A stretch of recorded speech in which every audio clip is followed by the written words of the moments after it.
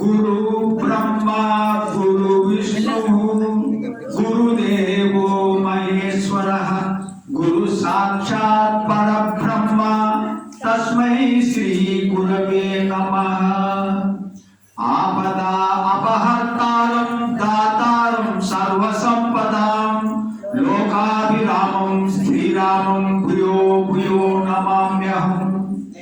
మనోజవం మారుతతుల్య వేగం జితేంద్రియం బుద్ధిమతాం వరిష్టం వాతాత్మజం వానరయూథ ముఖ్యం శ్రీరామదూతం శిరసా నమామి. నీలాతుంగతనగిరీతటే శుద్ధ ఉద్బోధ కృష్ణం పారాత్యం సంస్కృతి సతసర సిద్ధ అధ్యాపయంతి సోశిష్టాయాం సజని గణితం యా పరకృత్య భుక్తే గోదా తస్యై నమ ఇదమిదం భూయ ఏవాస్తు భూయః. భూతం సరచ్చ మహదావాయ భట్టనాథ శ్రీ భక్తిసార కులశేఖర యోగి వాహన్ భక్తాగ్రేణు పరకాల యతీంద్ర మిశ్రాన్ శ్రీమద్ పరాంకుశ మునిం ప్రణతోస్మి నిత్యం. హరి ఓం. ఓంకారాన్ని 3 సార్లు మనం చెప్పుకుందాం. నిటారుగా ఉండండి అందరూ.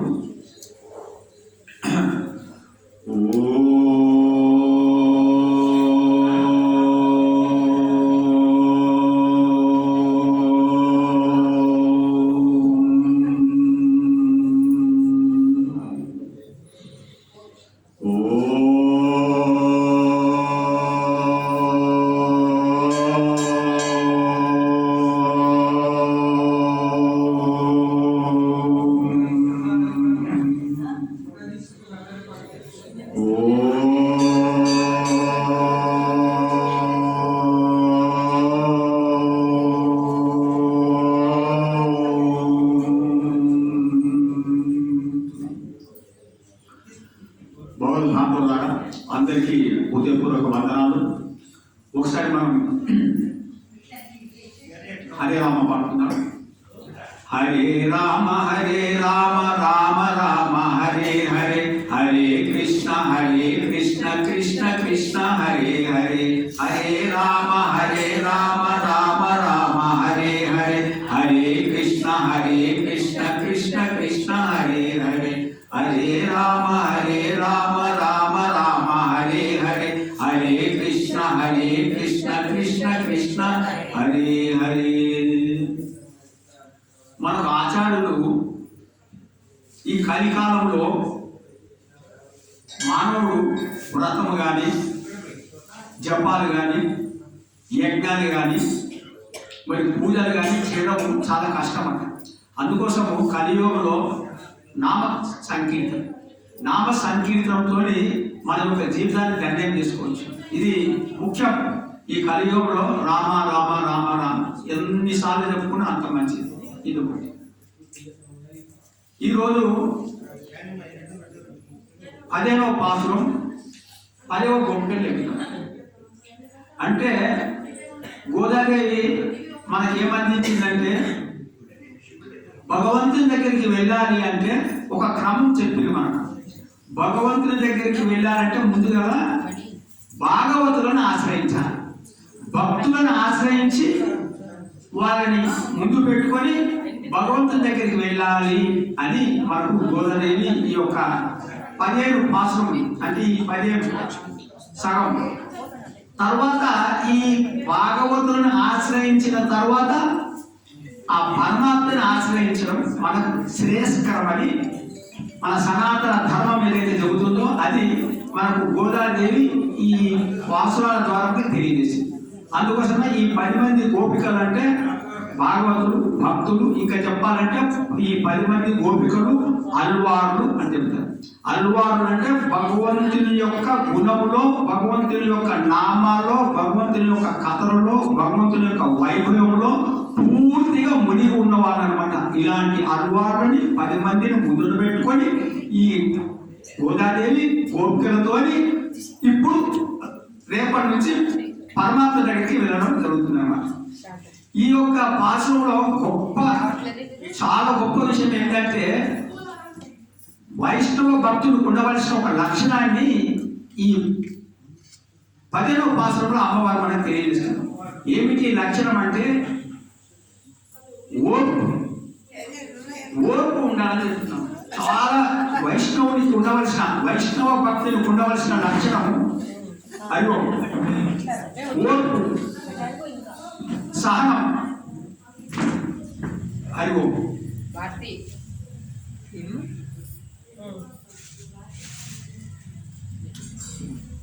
చెప్పేది ఏమవుతుందంటే మనకు ముందుగా మీకు చాలా మీ అందరికీ తెలుసు, మీరు నాకంటే ఎక్కువ తెలుసు, నాకేం తెలియదు. ఏదో కొంచెం మీ అందరు కలిసి ఏదో చెప్పుమంటే ఏదో 2 ముచ్చట్లు చెబుదామని ముందుకు వచ్చిన తప్ప నాకు నిజంగా పెద్దగా తెలిసినట్టుగా ఏమి లేదు. దుమ్ము, ఆ భక్తుల యొక్క దుమ్ములో దుమ్ము అంతా చెబుతున్నా మీకంటే చాలా తప్ప. కానీ మీరు ప్రేమతోని వింటున్నారు, అది సంతోషం నాకు. అయితే ఒకటి ఏదైనా సరే ఒక మనసు పెట్టి వినడం అనేది చాలా ముఖ్యమైనది మనకు. ఎందుకంటే అమ్మవారు కూడా శ్రవణం వలన పరమాత్మ, ఏది శ్రవణము? మన సంసారిక ముచ్చట్లు కాదు శ్రవణం అంటే. భగవంతుని ముచ్చట్లు వినడం, భగవంతుని యొక్క లీలలు, భగవంతుని యొక్క నామం, భగవంతుని యొక్క గుణాలు వినాలి.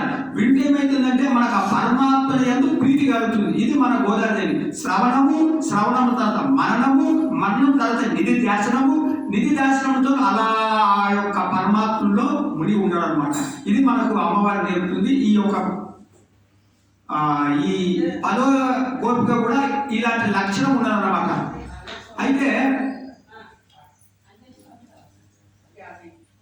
ఈ బయట గోదాదేవి గోపికలు ఈ 10వ గోపిని ఇంటి ముందుకు వచ్చారు. అయితే ఈ గోపిక ఏ లక్షణంతో ఉన్నది? ఈ భక్తులలో, ఈ భగవద్ భక్తులో కొన్ని దశలు ఉన్నాయి. ఒక్కొక్క దశ ఇది ఈ దశ ఏంటిదంటే ఉపాయ నిష్ఠ అంటారు. ఉపాయ నిష్ఠ అంటే పరమాత్మని పొందడానికి పరమాత్మనే సాధనం. ఎంతమందికి తెలుసో తెలియదు. పరమాత్మని పొందాలంటే పరమాత్మనే సాధనం, పరమాత్మనే ఉపాయము, పరమాత్మనే ఉపేయం అంటే పొందబడేవాడు. సాధన ద్వారా పరమాత్మని పొందడం. ఏ సాధన తీసుకుంటున్నాము? పరమాత్మ సాధన. అంటే పరమాత్మ నామమే, పరమాత్మ కథలు వింటూ, పరమాత్మ యొక్క గుణాలు వింటూ, పరమాత్మ గుణాలను శ్రవణం చేస్తూ పరమాత్మను పొందడం. ఇది ఆ స్థాయిలో ఉన్నటువంటిది ఈ యొక్క గోపిక. నిన్న 9వ గోపికను లేపినప్పుడు శంకరం చక్రమేందుం తలకయ్యన్ పంకయ కన్నీనాయ్ పాడేలో వెంబావై. ఆ పరమాత్మ శ్రీమన్నారాయణ ఎలా ఉంటాడు? శంఖము చక్రము ఆజానుభావుడు, తామర పువ్వు లాంటి నేత్రం గలవాడు. ఆ పాటని పాడుకుంటూ ఉన్నదన్నమాట ఈ లోపలి గోపిక. ఎప్పుడైతే ఈ గోదాదేవి ఈ గోపికలందరూ ఈ గోపిక ఇంటి ముందు నిలుచున్నప్పుడు కూని రాగాలు తీరుస్తూ ఉందన్నమాట ఈ లోపల ఉన్న గోపిక పడుకొని. అందుకోసమే ఇప్పుడు ఆ 11వ పాసాన్ని అనుసంధానం చేసుకొని మనం దాని అర్థాన్ని తెలుసుకుందాం. எல்லே இளங்கிலியோ இன்னம் உலங்கிலியோ சில்லென்றத ஏமின் நங்கை மீர் போதருகின்றேன் வல்லேயும் கட்டுரைகள் பண்டேயும் வாயெழுத்தும் வல்லீர்கள் நீங்களே நானேதான் நாவுதியாய் ஒல்லை நீ போதாய் உனக்கென்ன விருதமை எல்லாரும் பொந்தாரோ பொந்தால் பொந்தென்னிக்கோள் வல்லானை கொன்றானை மாத்தனை மாத்தலிக்க வல்லானை மாயேலோ பாடே மாயனை பாடேలో రెంబావాయ్. ఎల్లే అన్న, ఎల్లే అంటే ఓసి, ఇలంగిలియో ఓ లేత చిలుకలాంటి పలుకులు పలుకుతున్నటువంటి ఓ గోపిక అంటున్నారు. లేత చిలుకతోని ఈ అమ్మాయిని పోలుస్తున్నాడు. చిలుక యొక్క లక్షణం ఏంటిది? రామచిలుక యొక్క లక్షణం ఏంటిదంటే మనం ఏమి చెబుతామో అది పలుకుతుంది, మనం ఏమి నేర్పుతామో ఆ మాటలు పలుకుతుంది. ఈ యొక్క లోపలున్న గోపిక గురువు ఏదైతే నేర్పిందో అది నేర్చుకుంటుంది, శాస్త్రంలో ఏమైతే చెప్పిందో అది చదువు అది నేర్చుకుంటుంది, ఆచార్యులు ఏం చెప్పిందో అది నేర్చుకుంటుంది. ఆ లక్షణం ఉన్నటువంటి గోపిక అంటే తను ఆ కృష్ణుని ఆ లీలని ఆ నామాన్ని స్మరిస్తూ పండుకున్నది ఈ గోపిక. ఎల్లే ఇలంగిరియో ఇన్నం పొరిగిరియో ఇంకా పండుకున్నావా అని అనేటల్ల కదా. ఈరోజు ఈ 10వ గోపిక ఏంటంటే సంవాదం జరుగుతుందని, లోపల ఉన్న గోపికకు బయట ఉన్న గోదాదేవి గోపికలకు మధ్యన సంవాదం జరుగుతుంది ఈ 15వ పాసములని. మిగిలిన పాసాలలో బయట ఉన్న గోపికలు ఊహించి మాట్లాడిండు, కానీ ఈ 15వ పాసంలో లోపల గోపిక ఒక మాట ఉంటుంది, బయట గోపికలు ఒక మాట అంటున్నారు. అంటే ఇద్దరి మధ్యన సంవాదం జరుగుతుంది. భక్తుల మధ్యన సంవాదం ఉండాలి కానీ వివాదం ఉండకూడదండి, చాలా ఇంపార్టెంట్. వివాదం అంటే లొల్లి, భక్తులు లొల్లి ఉండకూడదు, సంవాదం చేసుకోవాలి. అమ్మాయి ఇట్లా ఇట్లా కాదు, ఇలాంటి సంవాదం చేయొచ్చు. ఇప్పుడు ఏమన్నారు వీళ్ళు బయట ఉన్న గోదాదేవి గోపికలు, ఇలంగిరియో ఇన్నం పొదింగిరియో ఓ చిలక పనుకున్నదానా ఇంకా పండుకున్నావా అనేటలే కదా. ఈ లోపల ఉన్న గోపిక ఇంకా పండుకున్నావా అంటారు కదా, కొంచెం కోపం వచ్చింది. కోపం వచ్చేవాడది సిలిండరై ఏమిన్, సిలిండరై ఏమిన్ నంగై మీర్. నంగై మీర్ అంటే ఓ భర్పూరులారా, పూర్ణం మీకు బాగా తెలుసు, నాకేం తెలియదులే, కానీ మీరే ఇది ఇంత గట్టిగా మీరు మాట్లాడుతుంటే నా ఒళ్ళు జలపిస్తుంది. నేనేమో ఒక ధ్యానం ఉన్నా నాకు చాలా డిస్టర్బ్ అయింది అన్న మాదిరిగా మాట్లాడాను. అప్పుడు బయటలో గోపికలు అన్నారు,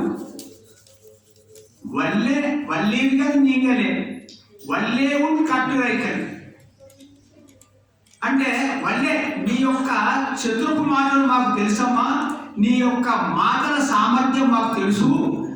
మేము నిన్ను చిలుక పలుకుల దానా అంటే మా మాటలంత గట్టిగా ఉన్నాయి, నీకు ఒళ్ళు తెరదించిందా? మేము ఇంత మంచిగా మాట్లాడుతుంటే నీకు అంత బాధకరంగా అనిపించిందా? అవునమ్మా, నువ్వు ఎప్పుడు ఇంత బాధ లెక్కనే మాట్లాడుతావు, నీ యొక్క మాటల చాతుర్యం మాకు తెలుసు, నీ యొక్క జిత్తుల మాటలు మాకు తెలుసు, పండేయులు వాయిద్యం నీ యొక్క నోటి తెలుస్తాను మాకు తెలిసిందే అని అంటే కదా. ఈ లోపల గోపిక అన్నది, నేనేమన్నా, నేను నిన్నటి పాసురాన్ని నేను మరణం చేసుకుంటే మీరే నన్ను డిస్టర్బ్ చేసినారు అని నేను మాట్లాడినాను. అప్పుడు ఈ లోపల గోపిక అంటుంది, వల్లీరుగా నీగలే మీరే మాట కానీ, మీరే చతుల మాటలు ఉన్నాయి, మీరే చిత్తుల మాటలు ఉన్నాయి అని ఈ లోపల గోపిక బయట గోపికలని అని మళ్ళీ వెంటనే చదువుకునేది. అరే తప్పు నానేదా నావుడియా, ఇది ఒక మంచి పదం అంట పెద్దలు చెప్తుంది. నానేదా నావుడియా అంటే నేనే జిత్తుల మారేదాన్ని, నేనే తప్పు మాట్లాడుతున్నా అని ఒప్పుకోవడం అనమాట. ఇది వైష్ణవ లక్షణం. అంటే ఎదుటివారు మనల్ని ఏదైనా ఒక మాట అన్నప్పుడు మనం తిరిగి మాట్లాడకుండా అరే సరే నాదే తప్పమ్మా అని ఒప్పుకోవడం. ఎట్లా ఒప్పుకోవడం? అది కూడా ఏ మాత్రం బాధపడకుండా, నేనే నిన్ను ఆ మాట అన్నానమ్మా, ఆ మాటలు మీరేమి బాధపడకండి అని చెప్పడం అనమాట. ఇది రావాలి. నానేదా నావుడే అంటే క్షమాపణ చెప్పుకోవడం అనమాట. తప్పయింది అని క్షమాపణ చెప్పుకోవడం రావాలి. అంటే ప్రాయచిత్తం చేసుకోవాలి. మనం ప్రాయచిత్తం చేసుకోవాలంటే మనం తప్పు ఒప్పుకోవాలి. మనది ఒక్కోసారి తప్పు కాకుండా కూడా ఎదుటివాడిని మనం బాధ పెట్టినట్టు వాడిని అనిపిస్తే మనమే తప్పైందని, ఇది వైష్ణవ లక్షణం ఉండాల్సింది, వైష్ణవ భక్తులకు ఉండాల్సినటువంటి ప్రథమ లక్షణం అని ఈ 15వ మాసంలో మనకు అమ్మవారు తెలియజేస్తుంది. వివాదం చేసుకోవద్దండి. వివాదం అంటే కొట్లాటకు దిగొద్దు భక్తులు. ఎప్పుడు ఇద్దరు ఇలా మాట్లాడుతున్నప్పుడు ఒక స్థాయి పెరిగిందనుకో వెంటనే తగ్గిపోవాలి. అరే మనం అనవసరంగా వివాదం చేస్తున్నామని, తప్పైంది నాదే అని ఇమ్మీడియట్గా ఒప్పుకోవాలని. ఎదుటి మనకి మన అన్నం మనసు పూర్తిగా ఒప్పుకోవాలి. ఇది ఒక ముఖ్యంగా ఓర్పు అనే దాన్ని ఈ భాషలో మనకు చెబుతుంది. అయితే నానేదా నాయుడా అప్పుడేమన్నది, వీళ్ళు ఎందుకు ఇంత మాట్లాడుతున్నావు, ఎందుకు ఇలా మాట్లాడుతున్నావు, ఒళ్ళని పోలే వెంటనే రామా మా యొక్క గ్రూప్లోకి వచ్చేసి మనం పరమాత్మ దగ్గరికి పోవాలా, ఈ మాటలతో మనం కాలాన్ని వ్యర్థం చేస్తున్నాం, ఒళ్ళని పోతాయి, శీఘ్రంగా రా మా దగ్గరికి అన్నదన్నమాట. లేకుంటే ఉనికైనా వేరేమో, నీకు వేరే ఏమైనా ఆలోచన ఉన్నదా, అయినా నీ యొక్క గొప్పతనం ఏమిటి అని అన్నారు. అంటే లోపలి గొప్ప అంటున్నది, నా గొప్పతనం ఏమీ లేదు, అందరూ వచ్చిందా లేదా అని నేను చూస్తున్నా, అందరూ వచ్చిందా లేదా అని అడుగుతున్నా అన్నమాట. ఏమంటుంది ఈమె, ఎల్లారూ పోతారో అందరూ వచ్చినారా అని. ఈ అందరూ వచ్చినారా అనే దాని మీద చాలా గొప్ప అర్థం ఉన్నదండి. అందరూ వచ్చారా, గోదాదేవి మనకి ఏం తెలుస్తుందంటే, పరమాత్మ దగ్గరికి పోవాలంటే అందరూ రావాలండి, అందరూ పరమాత్మ దగ్గరికి రావాలి, అందరూ రావాలి, అందరూ రావాలి అనేది చాలా ముఖ్యం అన్నమాట. అంటే మనం అందరం పరమాత్మ దగ్గరికి పోవాలి. అంటే సమయం లేదండి మనకు. ఈ యొక్క సమయాన్ని, అంటే ఈ మానవ జన్మని మనకు గమ్యం, ఈ మానవుడు యొక్క పొందవలసింది ఏంటిదండి, ఆ పరమాత్మని. ఆ పరమాత్మని పొందడమే ఈ మానవ జన్మ యొక్క పరమాత్మ. అంటే మానవ జన్మలో నువ్వు ఎన్ని, ఈ భౌతిక ప్రపంచంలో ఎన్ని పొందడం తప్పు కాదండి, పొందండి, ఎన్నన్నా పొందండి, కానీ పరమాత్మ మాత్రం వదలకుండా ఉండాలి. ఇది మానవ జన్మ. ఈ సమయాన్ని, ఇటువంటి మానవ జన్మ దొరికిన ఈ సమయాన్ని పరమాత్మకు ఉపయోగించుకోవాలని గోదాదేవి అందరూ వచ్చారు, అందరినీ తీసుకెళ్లాలండి పరమాత్మ దగ్గరికి. మనం ఒక్కరిమే పోవడానికి ప్రయత్నం చేయాలి. అంటే పరమాత్మ గమ్యం కాబట్టి, ఈ మానవుడు పొందవలసింది పరమాత్మనే కాబట్టి అందరూ వచ్చారా అని అన్నది ఒక రకంగా చెప్పచ్చు. ఇంకొక రకంగా ఈ అందరూ వచ్చారా, ఎల్లారూ పొందారో అందరూ వచ్చారంటే, కొందరు భక్తులు ఎలా ఉంటారంటే, మనము 5:30కు రావాలి అని అనుకున్నాం అనుకో, కొందరు ఎట్లా ఉంటారంటే, అందరూ వచ్చినారా, అందరూ వచ్చినాక ఆమె మెల్లగా వస్తాడు ఆ భక్తుడు. ఎందుకంటే తన గొప్పతనం తెలియాలి, అందరూ ఆహా చూసినా మెల్లగా వస్తుంది.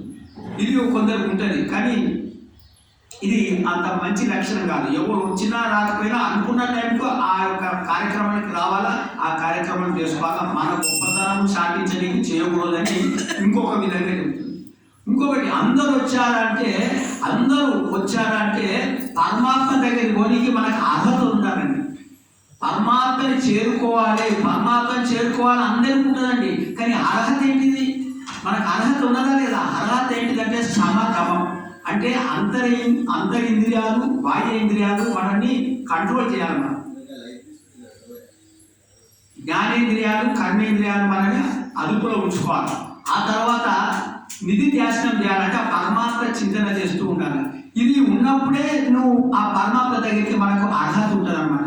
అందుకోసం అందరూ వచ్చారని ఎప్పుడైతే అందో, ఈ బయట గోపులు అందరూ ఏమంటున్నారంటే, పొందండి కొందరు వచ్చినారమ్మా, ఎన్నిసార్లు చెప్పాలి, అందరూ వచ్చినారు, కావాలంటే లెక్క పెట్టుకో అని బయట గోపులు. అంటే ఈ లెక్క పెట్టుకోవడం ఏంటంటే, మేమందరం నువ్వు వచ్చి చూడమా, మేమందరము అర్హత ఉన్నదో లేదో నీకు తెలుస్తుంది, నువ్వు ఆచార్య పదిలో ఉన్నావు, నువ్వు ఆచార్యుడు, నువ్వు వచ్చి మాకు ఆ అర్హత ఉందో లేదో నువ్వే తెలుసుకోవాలి, పొందండి అన్నమాట. అంటే వచ్చి ఏం చేయాలి అని ఆ లోపల చెప్తాను. అప్పుడు ఏమన్నారంటే, వల్లానై కొండ్రానై మాతరై మాతలిక్క వల్లానై కొండ్రానై మాతరై మాతలిక్క. అంటే ఈ వల్లానై కొండ్రానై అంటే కోలయ పీడనం, ఒక ఏనుగట. ఆ కంసుడు ఒక ఏనుగుని ఏర్పాటు చేసినాడు, బలిష్టమైనటువంటి ఏనుగుని, కృష్ణుని చంపడానికి. ఆ బలిష్టమైన ఏనుగుని చంపినటువంటి వాడు శ్రీకృష్ణ పరమాత్మ. ఆ బలిష్టమైన ఏనుగుకు ప్రతీక ఏంటంటే అహంకారం. అంటే మనలోని ఉన్న అహంకారాన్ని ఆ పరమాత్మను తొలగిస్తారని ఇంకొక ప్రతీక. ఇది వల్లానై కొండ్రానై అంటే కోలయ పీడనం, అంటే బలిష్టమైన ఏనుగును సంహరించిన వాడా. మాతలిక్క వల్లానై, శత్రువుల యొక్క మదాన్ని అంచినటువంటి వాడు, అంటే చాణూర ముష్టికలను సంహరించినటువంటి వాడు. చాణూర ముష్టికలు అంటే కామ క్రోధానికి ప్రతీకరణ. ఈ కామ క్రోధాన్ని ఎవరు పంపినాడు? కంసుడు పంపించాడు. వాడు సత్వగుణం రజోగుణానికి ప్రతీక. రజోగుణం ఉన్నటువంటి కంసుడిని సామూల ఈ ముష్టికాలండి, వీళ్ళు కామక్రోధాలు. ఈ రజోగుణము కామక్రోధాన్ని తొలగించేవాడు పరమాత్మ. ఈ పరమాత్మ అలాంటి వాణ్ణి మాయనే మాయావి. శ్రీకృష్ణ పరమాత్మ మాయా అంటే మోసగాడు కాదండి, ఆశ్చర్యమైన గుణాలు కలవాడు కదా. శ్రీకృష్ణ పరమాత్మ యొక్క ఆశ్చర్య గుణాలు ఏంటి అండి? 7 రోజులు ఉన్నప్పుడు పూతలనే రాక్షసిని సంహరించాడు. 7 సంవత్సరాలు ఉన్నప్పుడు గోవర్ధనగిరి పర్వతం ఎత్తింది. ఎంత ఆశ్చర్యం చూడండి. అలాంటి గుణాలు కలవాడు. ఇలాంటి గుణాలు కలవాడైనటువంటి అంటే బలిష్టమైన ఏనుగును సంహరించిన వాడు, కామక్రోధాలనేటువంటి చావన ముష్టికల్ని కంసుని సంహరించినటువంటి వాడు, అనేక ఆశ్చర్యమైన గుణాలు కలిగినటువంటి వాడు అయినటువంటి ఆ శ్రీకృష్ణ పరమాత్మను పాడదామమ్మా రా, నీ యొక్క మధుర కంఠంతో నువ్వు మా గోష్ఠిలో ఉండి ఆ యొక్క పాటలు పాడుతూ మనం పరమాత్మ దగ్గర పోదాం రా అని ఈ యొక్క బయట గోపికలు ఆ యొక్క లోపలికి పిలిచారన్నమాట.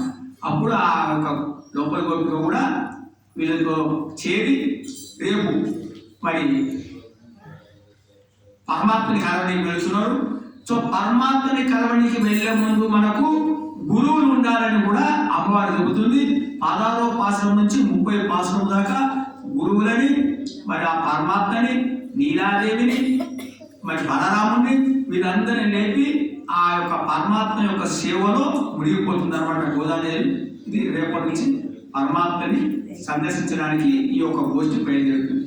హరే నమః, హరే నమః, హరే నమః.